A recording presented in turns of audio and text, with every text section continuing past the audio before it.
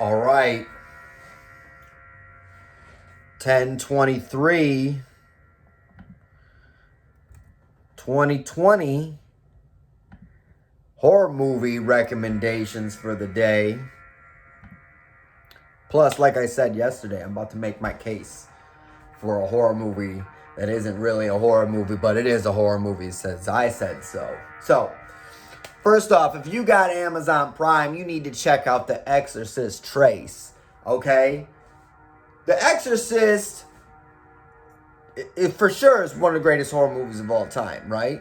So you think, dang, Exorcist 2 is going to be awesome. The Heretic sucks. And then you're like, they made a third one in the 90s? What are you doing? But it's amazing. And it's not amazing for the reason, to me, the reason that everybody else says. The greatest jump scare ever. It's not that scary. It's not really a jump scare. The scene with the lady with the big scissors, I mean, okay, it's a jump scare, but it ain't that serious. The best part is when you have Brad Dourif, a.k.a. the voice of Chucky, in the room, changing his voice from Brad Dourif voice to the young priest, right? It's beautiful. Like, amazing acting. It's Exorcist 3, Amazon Prime, check it out. Netflix, earlier in the month I suggested The Babysitter. Now I'm suggesting the sequel to The Babysitter, Killer Queen. I've never seen this movie. I don't think it has Samara from The Ring in it. But who knows? It looks pretty good. The first one was pretty good. It looks to be a little bit more campy, a little bit more comedy than the other one. The other one was jokey and campy, but it has some seriousness to it. This one looks goofy, Anyways, if you have Tubi, you gotta check out this Spanish film called Summer Camp about these kids, or I guess they're not kids, these young adults. They go to this summer camp that's at this old mansion in Spain, and they drink the water, but it turns them into like these maniac rage zombies because there's these mushrooms next to the water supply. Now, what's amazing about it is like different people get infected at different times, right? So if you drink the water, you got like 20 minutes before you get infected, and then you're only infected for like an hour, right? So they start getting infected at different times, and they're like, you're passing it on to you, and I'm not passing it on to you, and blah, blah, blah. Maybe we got to take the water to defend ourselves from the other things so they won't eat me. It's really good. Check that one out, Summer Camp on Tubi. Before I get into me making my case and the number one movie you need to watch tonight, let's jump into what I'm watching. I'm watching both Fright Night and the Fright Night remake. I was supposed to watch these last weekend, but for some reason I got confused on what I was going to watch. So anyways, the number one movie you need to watch tonight, and you might say to me, man, that ain't a horror movie. Listen, it is Terminator, okay? The original Terminator. Now you say to me, like I said, this ain't a horror movie. Listen, it's a slasher, okay? Not only is it a horror movie, it's a slasher. You look at your slashers that you might say, yeah, that's a horror movie. I'm a gatekeeper, right?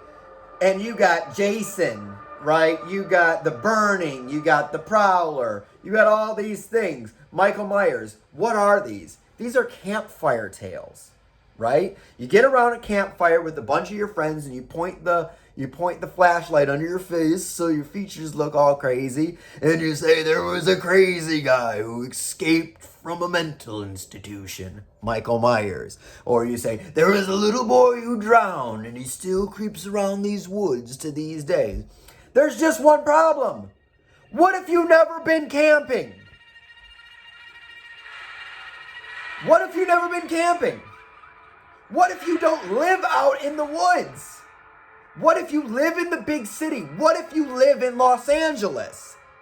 Right? And somebody says to you, a creepy guy escaped from the mental institution. And you live in LA or New York or some big city, and you're like, yeah, there's a crazy guy who escaped from a mental institution outside of the bodega who tries to tell me that the Gubans have put neutronium into his brains. So what of it? Right? He had a big knife. Yeah, the guys who mugged me last Tuesday had a big knife. Right? He's gonna chase you through the woods. What woods? What woods? Jason creeping, stalking through the woods with the woman yelling, "Help me! Help me!" Nobody can hear her. Right? There's no phone out there. The cop, there's one cop in like a 30-mile radius, and he ain't coming on Sundays. Okay? You don't have that if you live in Los Angeles. If you live in Los Angeles, help! And there's people like, what's going on? That guy's chasing me! And then, police, police! There's police on horses. There's police on bikes. There's police just sitting around in cars. There's police walking the beat, swinging their little chain like Sean Connery in The Untouchables. It doesn't work. It doesn't work. The slasher stuff works out. Okay, Scream. Okay? I give you another example. Scream is a slasher. The screamer wants to kill Sidney Prescott. Why? Because you live in a small town where everybody knows your name and everybody knows your business. That doesn't happen in fucking Los Angeles. Just like there was a bunch of Sarah Connors, there's a bunch of Sidney Prescotts, and nobody gives a shit who her mom's fucking. Right? All the slashers, the standard slashers, are set out in the country. They're set in suburbia. They're set where they can work. You take the same slasher mentality from the summer camps and the suburban areas, Freddy, right? A suburban neighborhood gathered together in their homeowners association to burn a pedophile to death, okay? You take that to Los Angeles, California, New York City, Boston, Chicago, any of the big cities, that doesn't work. You can't work that. So how do you have a slasher in the big city, right? In the world of tomorrow, right? Because the big cities represent the future, the rural areas represent the past. So how do you have a slasher in the future, in the big cities? You have a robotic android come from the future to the past to hunt the girl down. It's just like Michael Myers hunting Laurie Strode, okay? Except in Haddonfield, there's one Laurie Strode. In Los Angeles, there's a phone book that he has to go down through of Sarah Connors. He's got that slow, stalking, emotionless walk, that emotionless look on his face, like Jason, right? But he doesn't have a fucking machete because you can't just walk around the town with a machete. It's ineffective. If you have a machete in a crowded area, what are you going to do, swing it? And a bunch of people grab you. If you're in the woods, you can hack people up. If you're in the middle of nowhere, you can hack people up. If you're in a suburban neighborhood, you can hack people up. If you're in Los Angeles, when there's 6 people wide on a street, you can't hack people up, so you need a fucking gun. You see what I'm saying? The Terminator is the slasher of the future. Okay? You get distracted by the lightning bolt ball, and he appears, and he's a robot. He's a mimetic polyalloy, living tissue under metal endoskeleton. Yes, I've seen the movie a few times. But in reality, he's a slasher.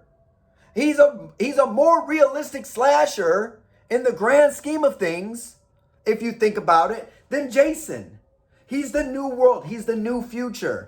The old world, Dracula, Frankenstein, the werewolf man, right? He got the werewolf from the gypsies, right? That's the old world. The new world, the world of the future, the world of the 80s, the world of the microchip, the world of the atom bomb. Android, cybernetic organism is more realistic than the demon goblin Jason, okay? This is what I'm getting at. The movie to watch tonight is Terminator, because Terminator is a horror movie. It is a slasher, okay? And watch it thinking this isn't a sci-fi movie.